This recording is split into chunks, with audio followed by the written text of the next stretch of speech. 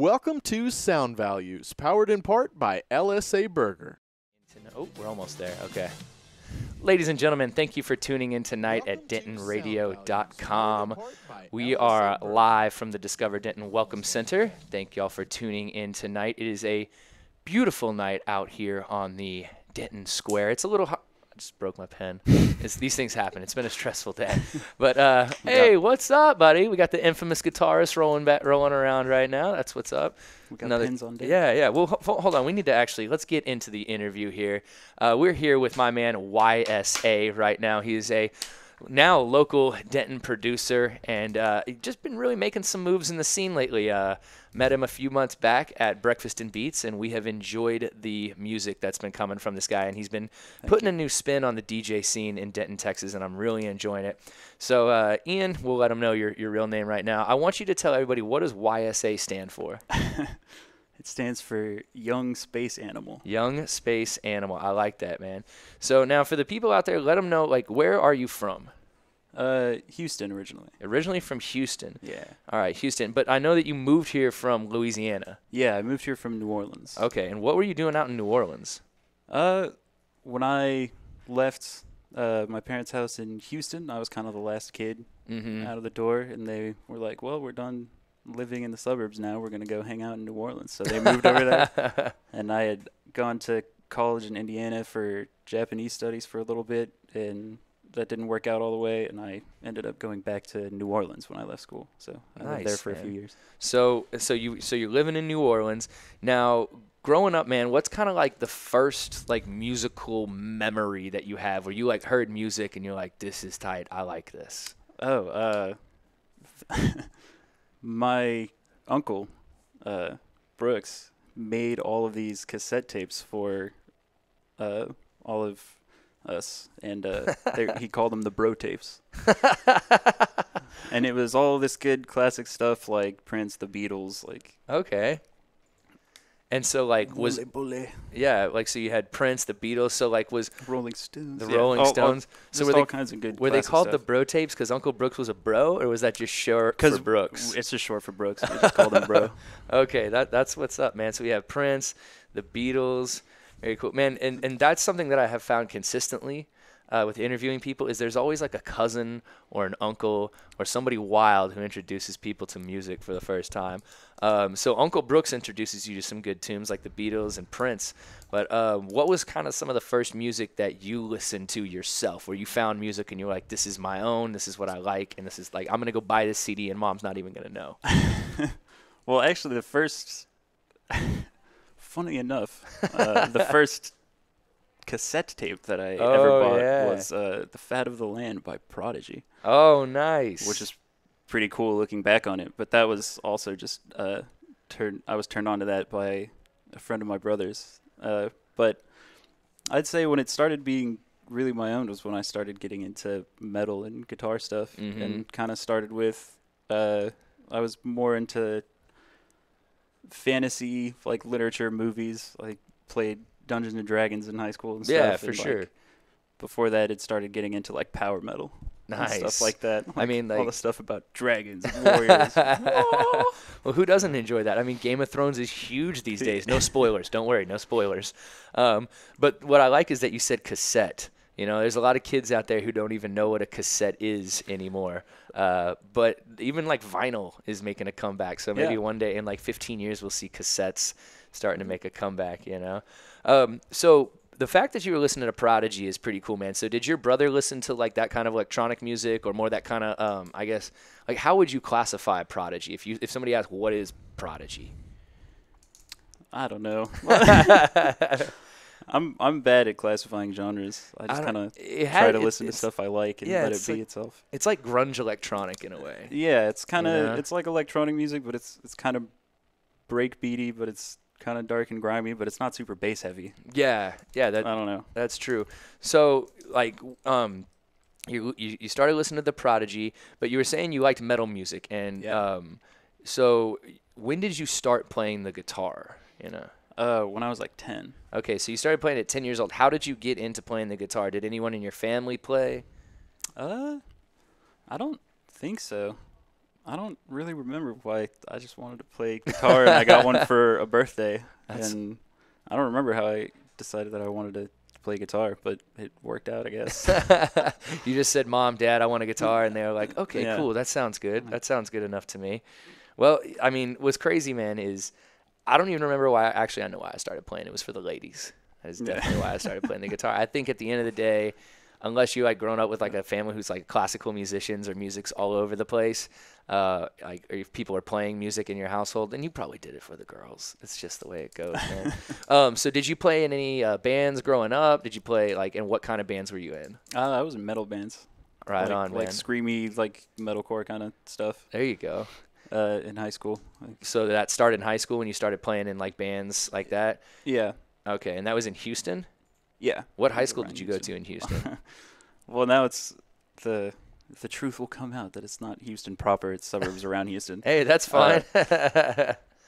I went to the Woodlands High School. No, oh, the Woodlands. It's cool, man. I'm from Southlake, Texas. So Yeah. if anybody knows where that is, they know it's no offense to Southlake, but when I used to say that name at UNT, people would go, "Oh," like when I was going there.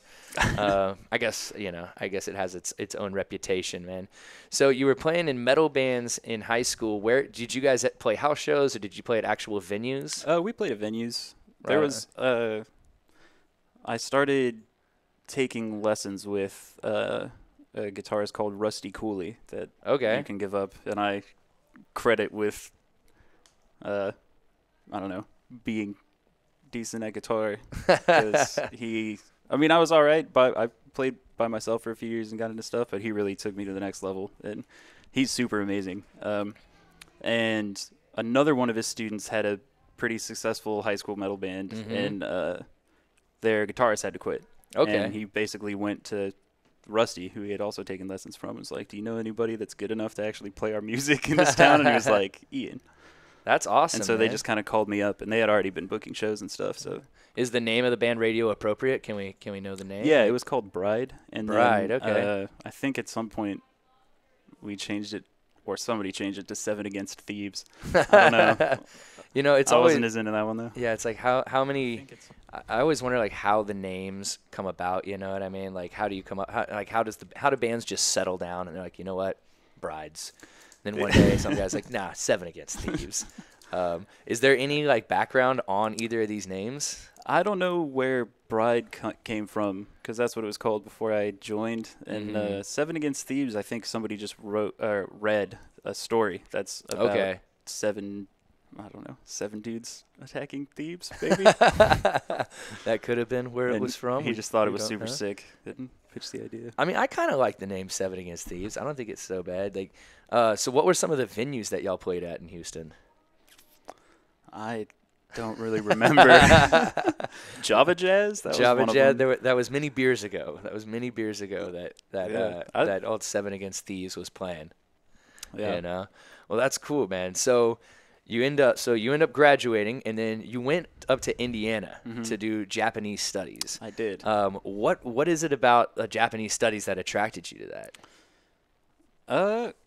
I took some Japanese classes in high school because it was offered as a second language, and had a really awesome teacher named Miss Reed who I ended up taking like 5 semesters of Japanese classes with, and at some point she started doing summer trips to Japan with the classes, and it would be like 2 weeks, and you would go and do sightseeing and homestay with a family. Nice. And so I did one of those in high school and pretty much just fell in love with Japan, and then it's like, well, I'm going to keep doing this then, because that place is awesome. Yeah. What was one of your favorite things about Japan? Just I like the way people treat each other over there, I guess. Yeah, was it like a how lot of- I guess how's it kind of different in a way? A more polite and respectful of everyone as a whole, as opposed to the importance of the individual. Okay. Yeah. Which is, I mean, it's nice in some ways, and obviously, like a lot of the Japanese kids that come over to stay in America and love it, like it because they feel they can be themselves more over here. And yeah, so it just depends on who you are, I think. For But sure. that's something that I really loved about it. Yeah, it seems like every time, like if you're exposed to a different culture, I think it's just human nature to like nowadays to like that culture a little bit more than your own. You know, if you're like, it's kind of like when you go out to the country, you're like, oh, such wide open spaces. And then you talk to people from there, like, man, it takes an hour and a half to get to the grocery store. It is terrible. It's hot. All I did was raise pigs. Y'all lived in the city. There's 15 bars in 30 seconds of each other. Yeah. So I think that's like when I lived in the mountains, absolutely loved it. But the kids who were from the valley there were like, I can't wait to get out of this place. Yeah. You know? So I think that's like just an overall trait that some people have is like we go to a different culture, we experience that culture, and we really enjoy it because it's just totally different from the woodlands in Houston or South Lake, Texas, you know. Yeah. So I completely understand that, man. Did you experience any of the music over there? I did. How does that differ in a way from over here in the States? I think you can find similar types of music if you look hard enough. Mm-hmm.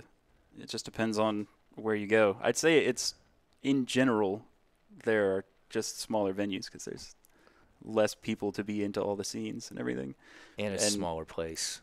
Yeah. Just that island, you know. And but I ended up finding some like metal bands over there, and because I was a white kid in the crowd whiling out some metal, they all were like, who is that guy? And we ended up talking and hanging out after the show, and I got invited back a few times and then got invited to tour with them through Okinawa. Really? So did you do it? Yeah. Nice. What was that like, touring through Okinawa? That was amazing. Did you ever play with them, or did you just tour? I actually did one of the bands had a song. They're called Before My Life Fails. I don't remember the song, but it had a guest vocal part. Okay. And that vocalist was not on the tour with them, and I asked them one of the nights and was like, could I do that part? And they were like, yeah, sure. So I did actually get on stage with one of the bands while I was over there. Man.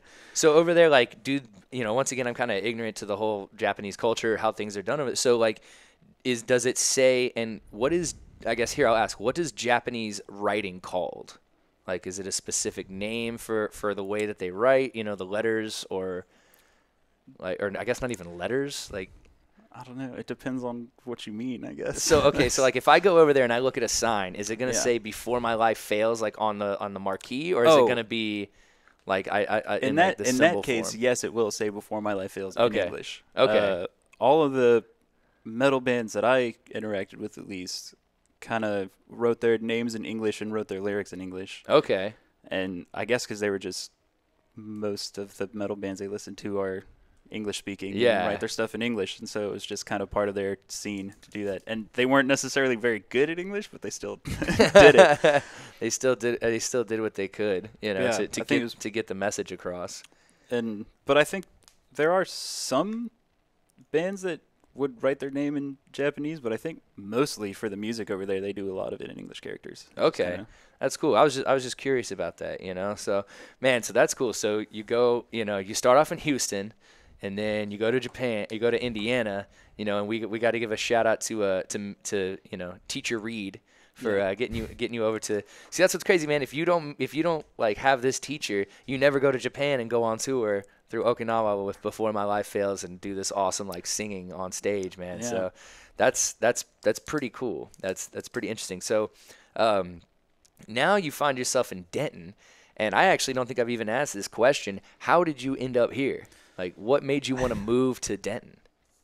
So, I don't know which part of the story to start with. I guess in college when I was studying Japanese is when I started getting more seriously into electronic music stuff. Mm-hmm. And when I left to New Orleans, there was an electronic music scene that I started getting into, and then started DJing and stuff at shows there. But after a while, New Orleans just got a little bit intense for me to continue living there. Just like too much drinking and stuff. Too much partying available. Yeah. That'll happen. Because it's a 24/7 city. And yeah. So nothing ever has to stop. It's like, oh, this show, doors open at 11 p.m. and then you play at like 3, 4 in the morning, and then people are like, they put the house DJ back on. They're playing and dancing until like 8, and the rooster's crowing outside across the street. It's just like, that's amazing. And so I no, go ahead. Keep telling the story. Yeah, I decided to leave New Orleans just to kind of, I don't know, get centered again and stop partying so much and get back on the real life horse of trying to actually do things. And ended up in Plano because a friend of mine was living there, and I was on his couch for a little bit and found a job at Jimmy John's, and Yeah. was kind of just paying bills like that for a little while, and then was like, well, this is too much of a change from from the interesting lifestyle. So I checked out Denton, and so far it's been just the right in between for me. Yeah, man. Yeah, that's interesting because like my story is kind of similar. Like I moved back from Colorado, but I was living in Irving with Jared, or Juice, or Mr. Casual, as some people now know him as. Yeah. And we lived in a place in Irving, and it was one of those things where I was like throwing pizza dough in a kitchen, and I was like, not that this is bad, but I think there's more out there available. Yeah. And that's when I was like, I'm gonna check out Denton. And came up here, and I was like, okay, I think this is a good spot. I like this spot. And Yeah. I didn't really even know how to navigate around it when I first moved up here, even though I only grew up growing up in the suburbs outside of Dallas. Anything beyond that suburb feels like you're driving into, a kingdom of the unknown, basically, just like and so driving up to Denton, I used to get lost all the time in high school and have no idea what I was doing. But yeah, when I moved here, I felt the same way, man. It just really, really attracted me in a lot of different ways. The music scene was nice. It wasn't too big, wasn't too small. Yeah. It had the things that I was looking for in a place, and plus it had UNT, and I was trying to go back to school because I did not want to throw pizza in the air anymore. That was not what I wanted to do. So you find yourself in Denton. You move up here, and how long have you lived up in Denton? About a year. It's probably about exactly a year. Nice, this week man. or something. Nice. And so I know that how long have you known Sanford Black over at Bearded Monk? Probably almost a year. Almost a year. So when it was not long before I started searching out places to buy nice beer. Nice. And the Bearded Monk is a great place to buy some nice beer. Go give a shout out to Ben Easley right there. So that's what I was gonna say is like, what was it about the Monk where you were like, this is the spot. This is where I like to go.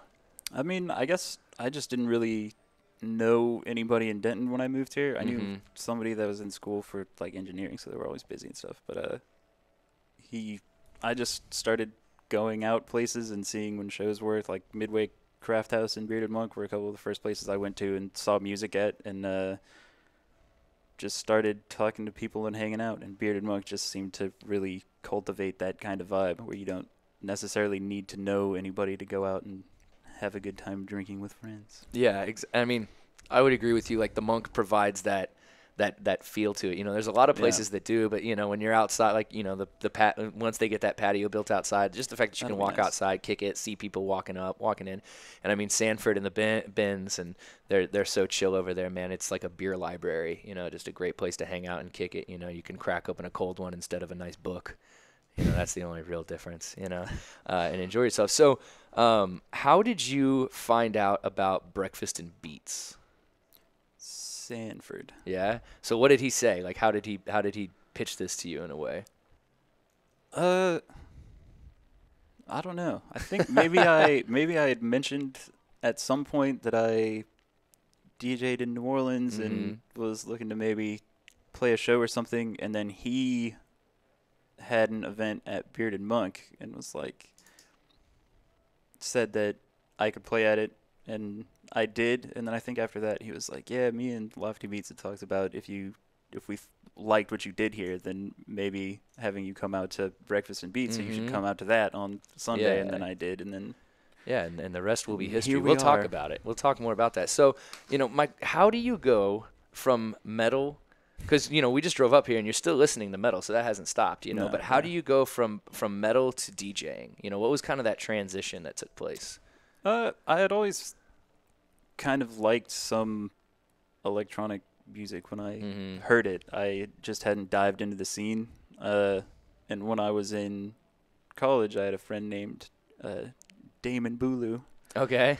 Who lives in Japan now, or maybe he's back. But he was super into electronic music and showed me some stuff that I liked and started just kind of getting me into it. And then I met more people that were into it, and I started going over to a friend of mine, Sebastian's house, and he had big speakers and like a little laptop DJ setup. And just be like, oh, we're just gonna, like switch off songs. Like come up here and mix into the next song you want to play and find whatever it is, and then we'll just kind of like hang out all night and do that. I was like, well, this is really fun.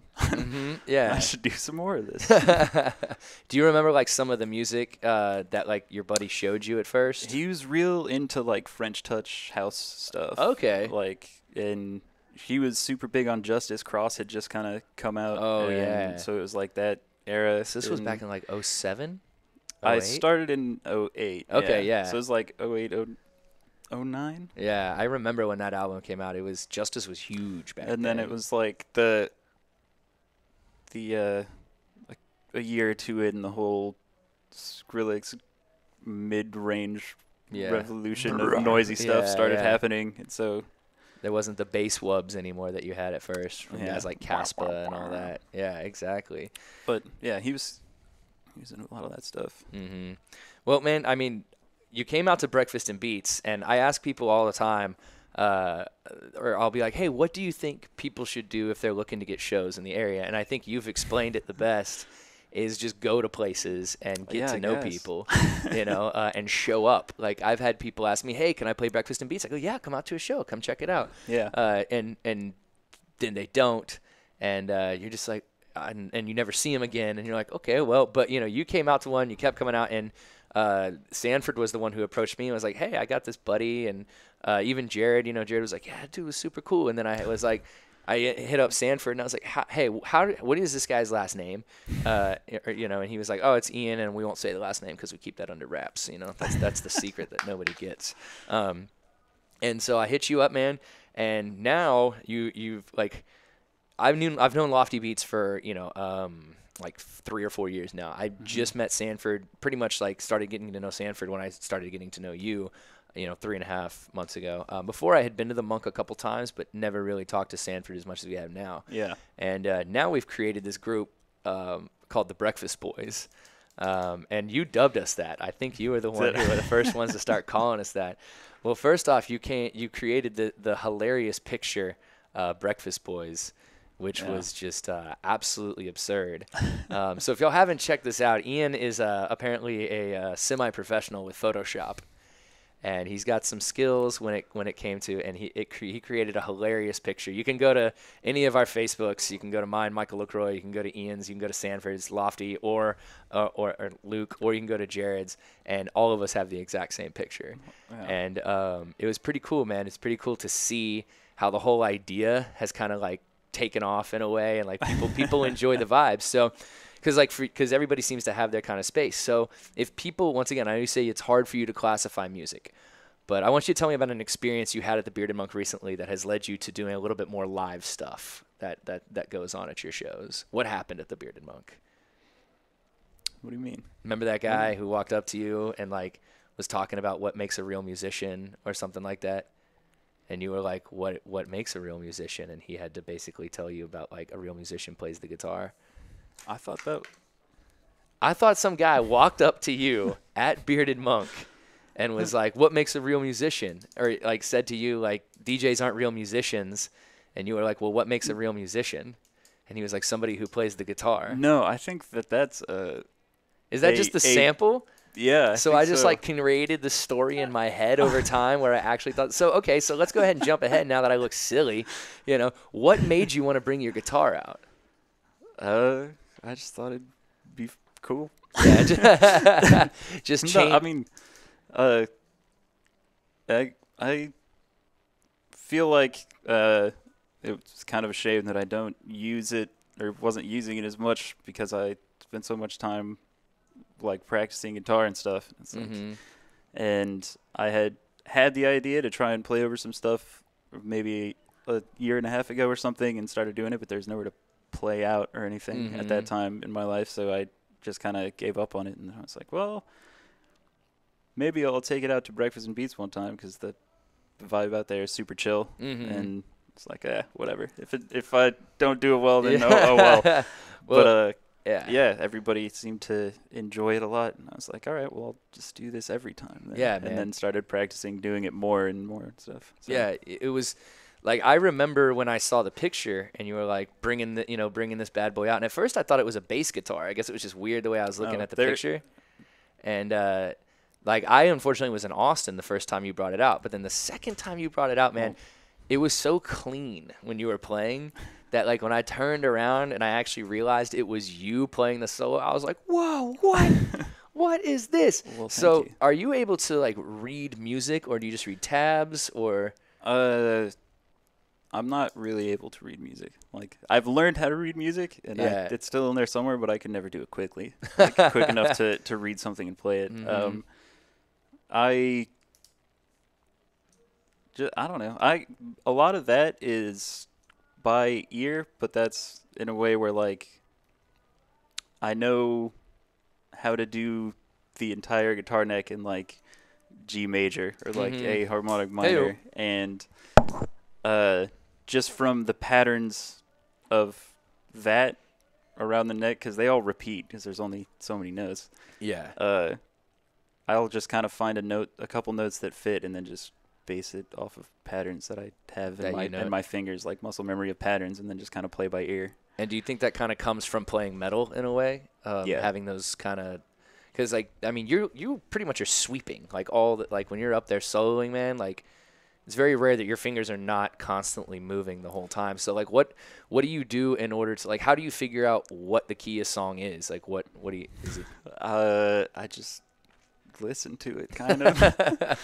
So I don't know. I just have a guess as to whether the next note that matches up is here or there. And then at a certain point, once you get enough. Have you ever heard of Rat-a-tat? Yeah. Well, did you remember that sample at the beginning of one of their songs where the guy's like, I've been doing hip-hop for about 17 years. I don't write my stuff anymore. Exactly. So you know the sample, man. Yeah. You know where it's from. Shout out to Chexican in the building right now of the Genuine crew. Him and his crew came out to Breakfast and Beats the other day. Yeah, it was a great time. Appreciate y'all for coming out to that. So y'all make sure you check out DJ Chexican and the rest of the Genuine crew with Elijah Heaps, Nikolai Raya, all those guys, man. Nehemiah absolutely killing it in the hip-hop scene right now. So, like I said, man, you make it sound like it's easy, but I know it's not. And so you say, like, you just kind of start in the key of C or this or that, and then you just get up there and shred. Like, you had those dudes, like, off in the distance, like, yeah, and so what kind of guitar do you play? I have a Damien Schechter series, like Diamond 7 or something. Damien Schechter. It's a 7-string metal guitar. It's a 7-string? Yeah, I was going to say that might be, you might have just seen, like, the thick 7th string on the picture and been like, oh, maybe it's a bass. That's exactly what I thought it was, because I was like, when I saw you pull out a regular guitar that day, I was like, wait, what? I could have sworn that the strings were so much, like, heavy duty, man. So why the 7-string then?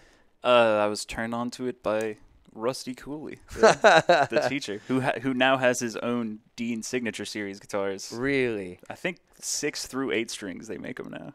Man, all right. So if y'all are out there and you like slaying the metal, I think you need to check out some Rusty Cooley guitars. That's what. So what can you do that's what I would more? buy if I had a couple grand to spend on a guitar right now. What can you do more with the 7-string? What does that allow for you musically? It lets you be more metal. So chuggy and brutal.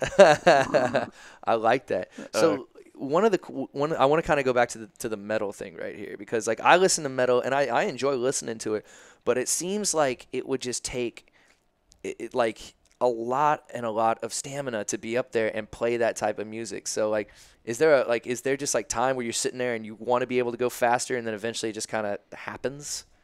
You're like, what's kind of the practice that you have to go through in order to be able to play for that long on such an intense level? There's a couple of, like, runs that I know, like, a pattern that'll, like, go up a scale on every string, like, back down and try to do it as fast as possible and, like, warm your fingers up and just kind of try and get that stuff faster and faster. Have you ever watched Metalocalypse? Oh, yeah. So you know how Squiscar's always got his guitar? Yeah. Even when he's, like, sitting in the hot tub and he's like, and he'll be sitting there with a metronome. I don't have a metronome, but it's like that, just repetition and try and do it faster and cleaner. And I just get frustrated if I'm practicing and playing to music and then, like, I wanted to do something and then it was, like, super sloppy and then I'm like, oh man, like, You just refuse. And then I'm for just it like, not to oh, work. no, I got to do that a bunch of times now. That was bad. Before it all actually works out. Yeah. Yeah. Man, and so like, do you feel that way kind of like in your electronic productions as well? You know, like you're trying to do something and you're like, oh, that doesn't sound what I'm looking for. I do actually kind of get pretty tedious when I'm doing that, and we'll spend a lot of time on a particular thing. I'm trying to loosen up about that a little bit because I feel like as Bob Ross, the kind painter, sometimes says, if you piddle too much with it, you'll piddle it to death. That's true, and Bob Ross knew what he was talking about, man. Yeah. So what's one of the things in your productions when you're working on electronic music? First off, what DAW do you use? Logic. Okay, Logic. So how did you start using Logic? I used GarageBand when I was younger, and then Logic was the the next step up on the next Apple step? computers of Oh, so GarageBand pretty Logic much. only works on Apple. Yeah. Oh, I see. So Yeah, Apple it's like- only. All right. And then what do you use when you DJ? Tractor. Tractor. Awesome. Cool, man. So what, like, whenever you're working on a production, what's one of the things that you do tend to be more tedious on? What's something that you focus on? What the sounds sound like. When you say sounds, like Synthesis Mhm. of what like the timbre of the instruments are. okay, what does timbre mean? The way a sound sounds. Okay, the way a like sound how you know sounds? that a guitar sounds different from a violin being plucked. Oh, okay. I get it, man. I get it. And so, like, whenever you're working on something, what do you like to start with? You know, do you start with drums, synth, bass? What's the thing that you begin with? I usually will try and start with like some kind of chord pattern, Okay. and then from if I think that there's like a good idea for or chords that I like, then I'll start doing drums and then go from there. Very usually. cool. But I think I start with drums and end with sub bass. Nice. Usually. I think that's kind of like what a lot of people do, you know, is you start with drums or with a synth, you know. Very rarely have I met anybody who starts with their bass line. Yeah. Lofty Beats likes to start with hi-hats. So if Lofty Beats is out there, what's up, man? You're tuned in. You're tuned in. We got your shout out for you there. Okay, so and then how long, when you're working on something, how long does it usually take you to complete a track?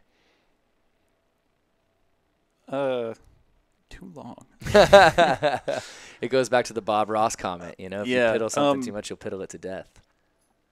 I'll usually work on it for like if I get in a good zone, let's say like 4 hours or something like that, 4 or 5 hours, and then come back to it over the course of a few days. Mm-hmm. Yeah, we were just talking about that the other day, actually. You were asking, like, when you guys are working on something, do you finish a whole track in a day, or do you kind of come back?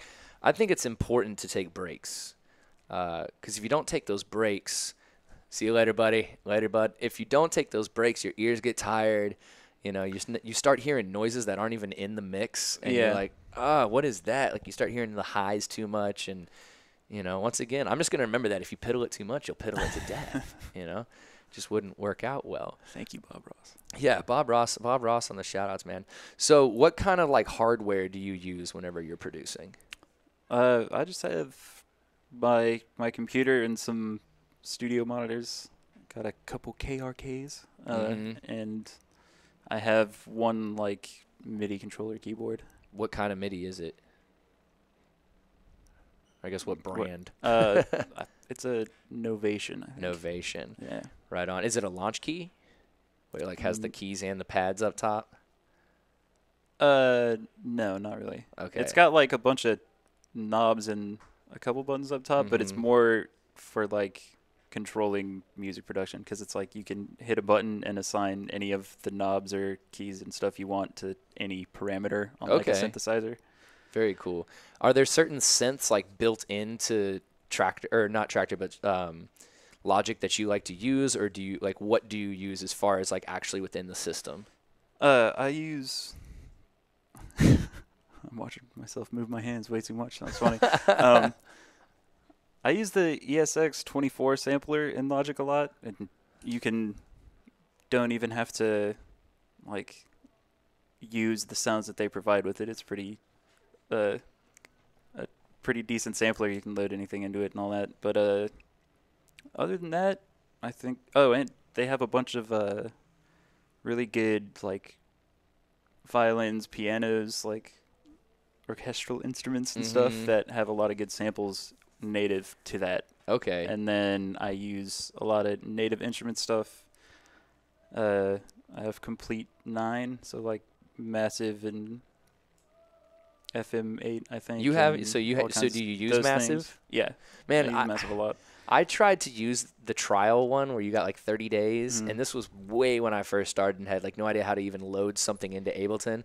I was always so frustrated because all I could get was like beep beep out of it, you know. Yeah, and yeah, I've spent a lot of time looking at YouTube videos and stuff about it, and just like messing with sounds, not even making music with those. And then the newest one I use is Serum. Yep.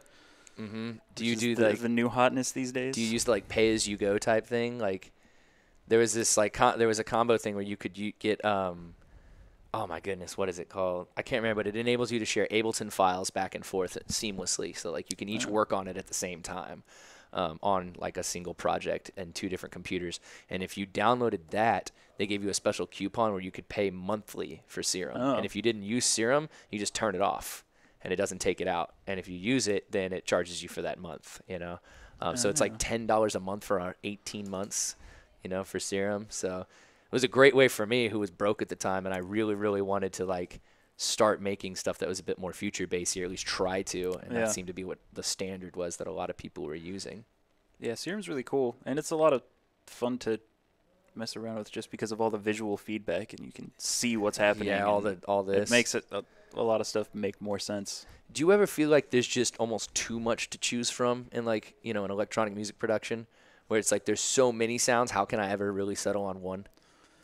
I usually have a goal in my head. If I like am listening to something, like if I'll have just put out a chord progression, usually I'll start working on drums and stuff because I heard in my head like, oh, that would be cool with this kind of sound in this kind of way, and then I'll like have an aim already. So what's like your preferred BPM to produce at? Where do you like to start?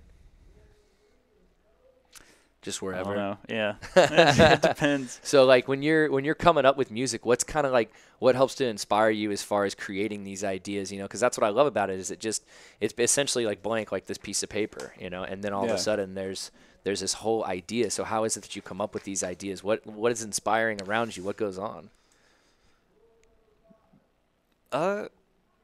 Recently I like to, well, other than, I mean, music that I listen to, of course, helps. But I also like to put on old, weird, like, movies as visuals in the background and kind of, like, watch them. And there's one that a track that I put up on my SoundCloud recently called Far. And it's kind of spacey and wavy a little bit.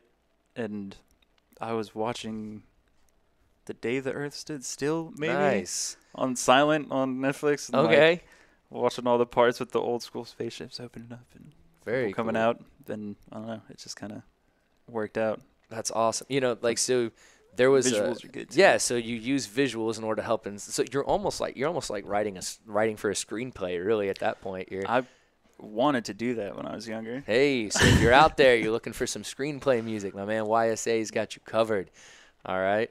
And I can tell you he will not disappoint. I enjoy the DJing as well as the original tunes that you put out, man. It's a lot of fun. Thank you.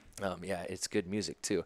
So to kind of tap in a little bit more to the production side of things, you know, you'll take 4 or 5 hours working on something. You know, you use a MIDI controller, and then you use the EX24 samplers, Serum, and then there's the whole process of Tractor.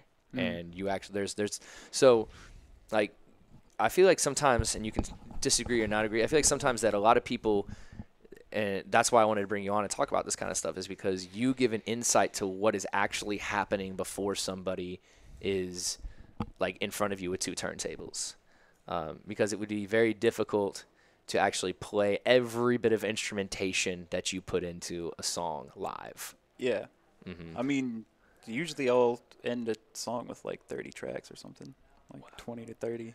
So that that's I know how many some like, people do way more, even more than that, but yeah, you look and that kind of stuff. I mean, you look at like some guy, like I remember my buddy would be like, "Well, Dead Mouse has like 110 layers." I'm like, "Dude, I don't know what he's doing or why that's really necessary." But Dead Mouse makes millions of dollars a year, so maybe maybe you've got a point in what you're doing right here.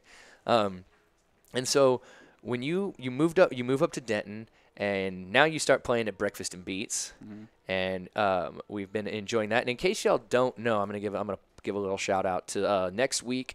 YSA, Sanford Black, and Lofty Beats are all going to be playing at Breakfast and Beats down at Backyard on Bell. So y'all can check that out every single Sunday from noon to 3 because breakfast starts at noon in this town. Some people call it brunch, but just because you woke up at that time doesn't mean it's brunch. It's breakfast still. All right, in my book. So man, we've gone. Now I need to know because we've kind of talked about Logic. We've talked about, the process of it. So how do you go about kind of putting your DJ set together? Like when you're going to come up and actually play music that you've made, that other people's made, what's the process? Right now, because since I've been, at first I would improvise sets, and then I went to a phase where I was like writing all of the sets, and I would just spend a lot of time and mess around with stuff and do a lot of it based on the keys of songs, and then that was cool and everything sounded good, but I think it lost some of the right flow because everything that's the right key to be next doesn't necessarily fit the overall vibe the best. And now I kind of do a little bit of both, where I'll work out a playlist that I want to pull from, and then I'll mess around with it for a couple hours and just kind of like improvise and check stuff out. And then if something's really cool or like a transition really works super well, then I'll know if I'm playing when I pull that up again, I'll be like, oh, well, after this song, I'm going to mix into this. And I know that there's like 3 more tracks right after that, and those are all really good transitions that now I got the next 4. Nice. And then I'll like play 1 or 2 out of them, I don't know, just because I feel like it, and then try and make them work, and then know like, oh, this one, I know what goes after this one. This one works really well in this place. Yeah. Like, How just many kind of getting familiar with the whole playlist and trying to make it. For sure. I feel like that's Well, important too.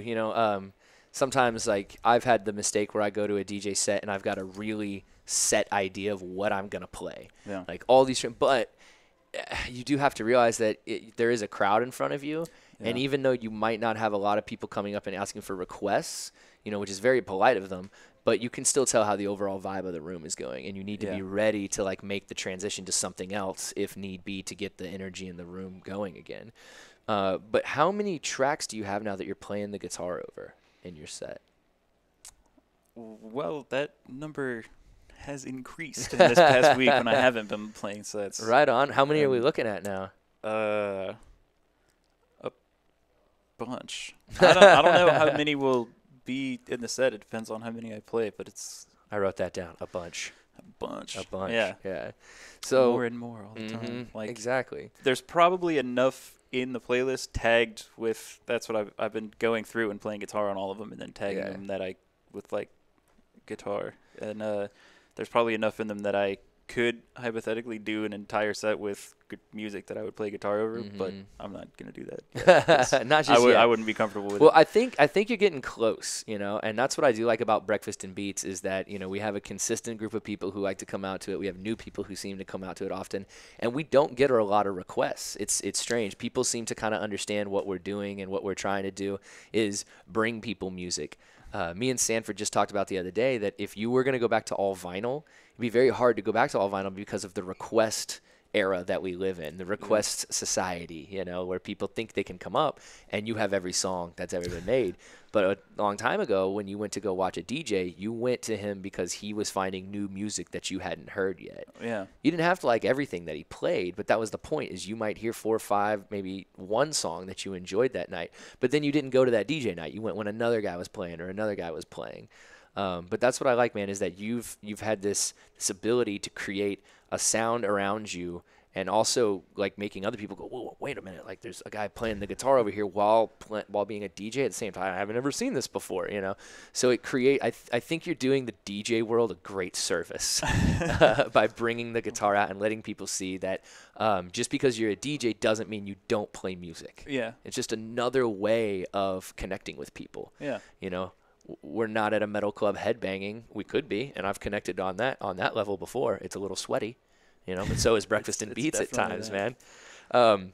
So we've got a little bit of time left here, man. And so I have a question for you. Right. Where did the name Young Space Animal come from? Oh, yeah. Okay. Yeah. I forgot that you had asked me what it stood for. So when I used to do a bunch of dubstep stuff on SoundCloud, and I actually got a label doing that, which is cool. But nice. I was making a change in the style of music I was doing, and I just figured I'd start a different project name. And that was around the time when everything was Young with only a U. Oh wait, that's right. I spelled Young correctly. That's my bad. I guess things are still. I guess people are still kind of called Young, but it's not like it used to be. Like, yeah, not everybody. It's just kind of the cliche meme thing. It was like I guess it was then, but Lil in hip hop, yeah, LIL. Yeah. And so, space animals are what they call Fox and Falco in Super Smash Brothers Melee. Nice. Which is a game that I've been to some tournaments for. That's true. Am into the scene about. I have a shout outs to C9 Mango. What is that? He's one of the best players in the world, and I met him at a tournament in Texas, and he gives out wristbands. So that's awesome, man. It actually got recognized at Denton County Brewing Company by one of the bartenders, and she was like, "Is that a mango wristband?" Like, absolutely. Oh, that's awesome. Maybe soulmates. You never know. So you actually played in a Smash Bros. Tournament recently. I did. Where did you play that at? The Bearded Monk. Nice, man. And how did they even set that up in there? Up by the front windows, the people running it brought the setups like the TVs and systems and brought their own tables and just put them up there. So nice, man. What place did you get? Third. Very cool, man. Who won first? Do you remember? I do not recall. Yeah, some guy not as cool as Young Space Animal, I'll tell you that much. Did you guys get to like have your own names? Did you register as Young Space Animal? I just registered as my name because I wasn't sure what the deal was. I think some people registered as their tag and some people didn't. It was the first time they had done it, so I think a lot of the people there, like some people showed up just because they wanted to play the game. And they're like, "Oh, this will be fun. Drink some beers and play some Super Smash Brothers." And then there was a handful of us that were like, "Oh, sweet, a tournament!" Just came in there to dominate. I didn't know which vibe the organizers were from, but it seemed like they were definitely aware of the tournament scene if they weren't in it and knew what they were doing and stuff on that side. How much money does the best player in the world, or like some of the best players in the world, make? Well, I think he probably makes the most money off of it, but that's because he's a big personality. Okay. And a lot of people follow him, and he streams like every day on Twitch, and he's got something like 4,500 subscribers right now, which is $5 each. Oh, goodness. So I think half of that or more goes to him. It depends on the deal he has, but because he's got so many, he's probably getting $3-4 each person with that, and then also does really well in tournaments. And is that a day?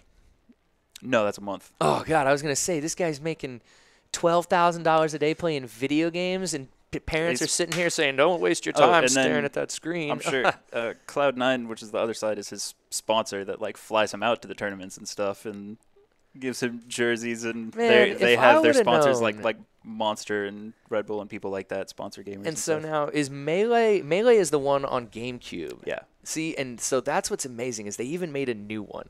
Yeah. They made a new one, but the Melee is still like the game. It is.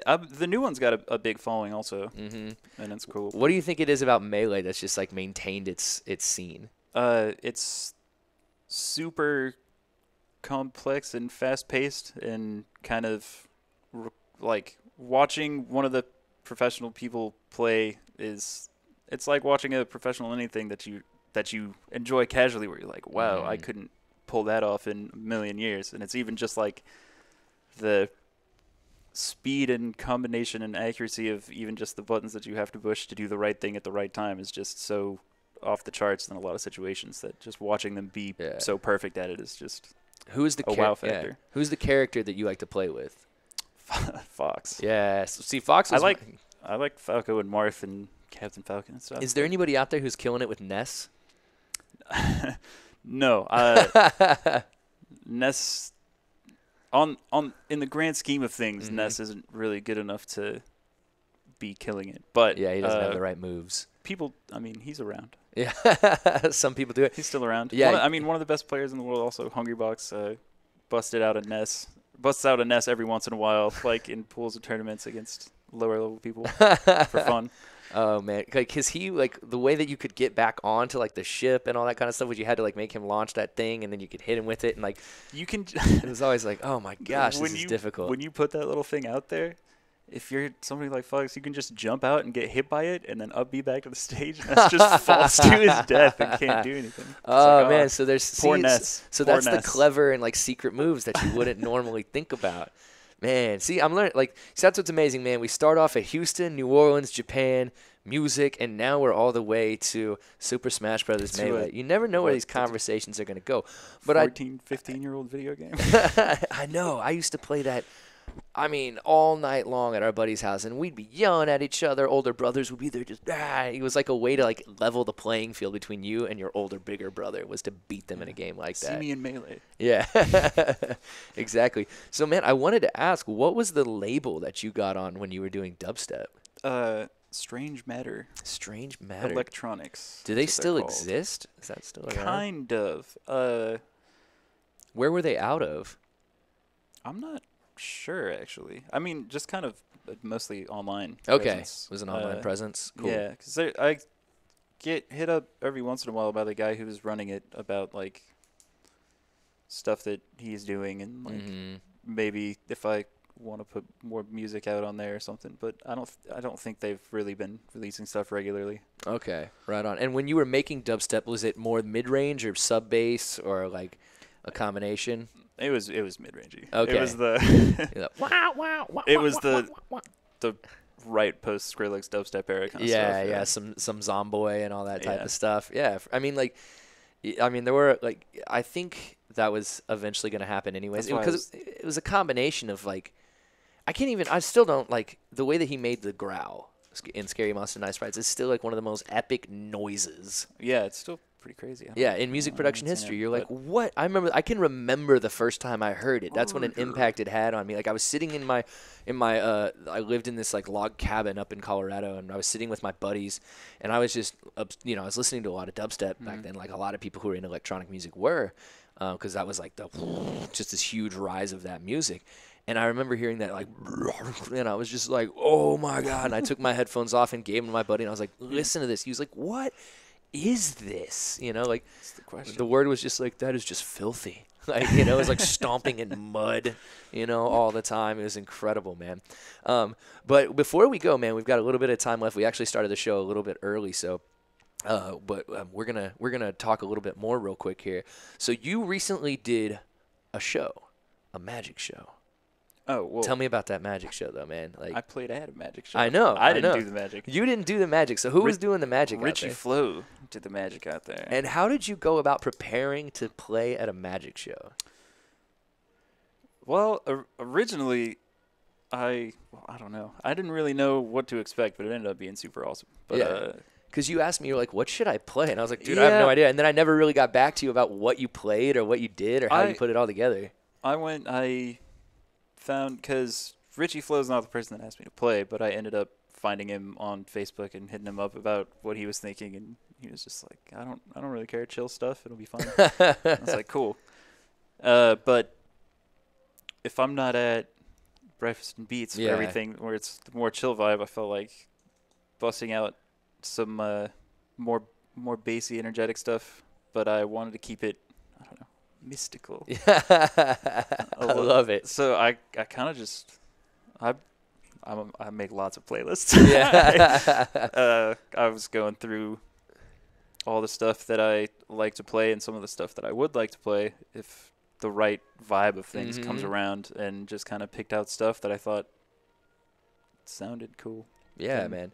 Vibe. I mean, and so was Richie just walking around doing magic, or was he on the stage? No, he was just walking around. So it ended up being kind of like just a show night at Backyard on Bell with Reggie Flo there in the crowd kind of walking around to tables and entertaining people.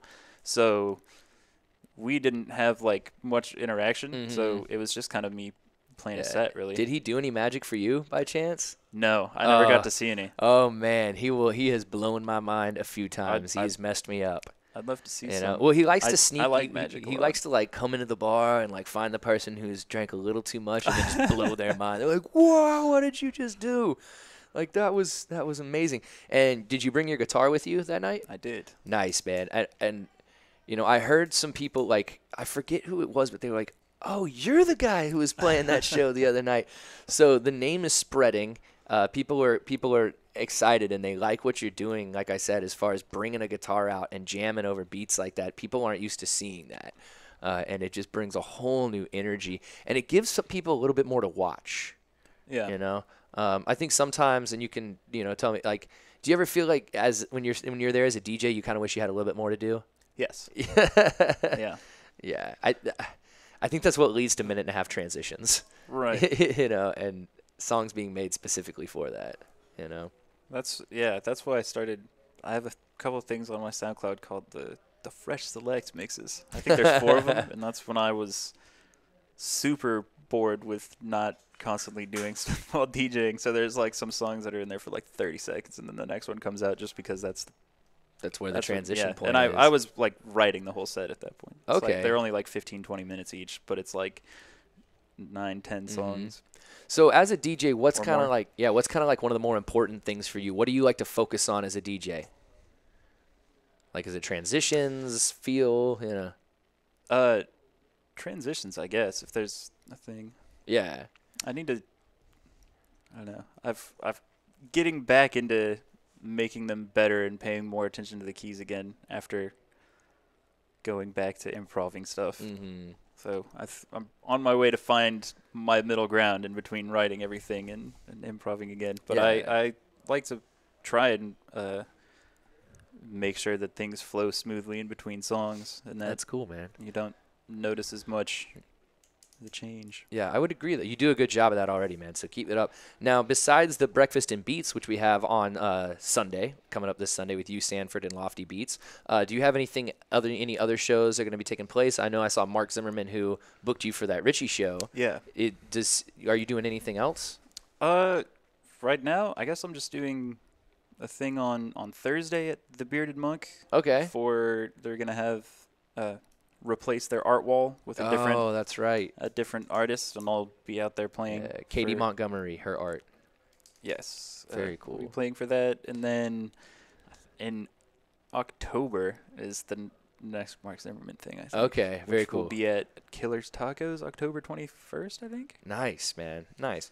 Well, that's awesome, man. You know, it's always great to like meet new people and, you know, have musicians show up to Denton and start spreading a good vibe, you know. So I'm sorry it took us 9 months to actually start hanging out, you know, but it's been a good time ever since. Happened when it needed to happen. Yeah, exactly. So the last question I have for you, man, because we've only got about 3 minutes left. We actually almost ended up taking up the whole hour, even though we are going to try to shorten it because of the whole fair that's going on over there. But the last and most important question is, what are your favorite type of snacks? What is your snack of choice, man? My snack of choice? Yeah.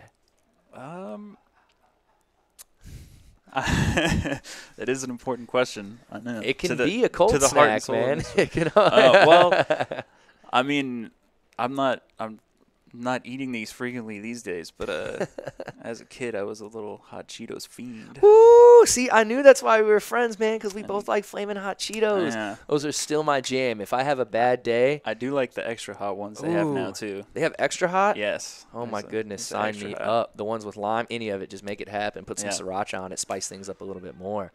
That's what I'm talking about. So if you come to a show, you come to Breakfast and Beats, you come out in October 21st, if you're at Killer's Tacos, or if you come out on Thursday for the art release of Katie Montgomery's artwork, make sure you bring my man some spicy Cheetos, the extra spicy Flamin' Hots. All right, just bring them to him. He's gonna tell you no, but it'll be a test of will. It'll be like that time Lofty left all the queso and stuff sitting out next to us when he left, and we just moved way down so that we wouldn't fat boy out on that stuff, man. But it'll be a test of will. Yeah. Well, man, to go from Houston, New Orleans, Japan, all the way to Denton, playing shows up here, man. YSA, Ian, whatever we want to call you, Young Space Animal, the Super Smash Melee God, coming into Denton, ready to wreck y'all with Fox. Thanks for coming out, dude. Really appreciate it. It's been fun to talk to you. Yeah, sometimes I have to refrain from asking people a lot of questions when I know I'm going to interview them, like in personal life, or else I won't have anything. I'll be like, I already know all this information about this guy. I don't do a lot of talking about it when I'm not being directly asked. So it works out. I know. He's the strong silent type, Well, thank you once again, y'all, for tuning into Sound Values. Shout out to our sponsor, LSA Burger Company. Make sure y'all come out, hang out on the square. It's a beautiful night. Go check out the Texas Fair. Once again, everybody, tune in and chill out right here on DentonRadio.com. We'll see you next time. Peace. Well, thank you for tuning in. We hope you enjoyed the show. Be sure to check out DentonRadio.com to find new Denton artists and where they're playing next. While you're surfing the internet, make sure to check out our friends LSA Burger at lsaburger.com.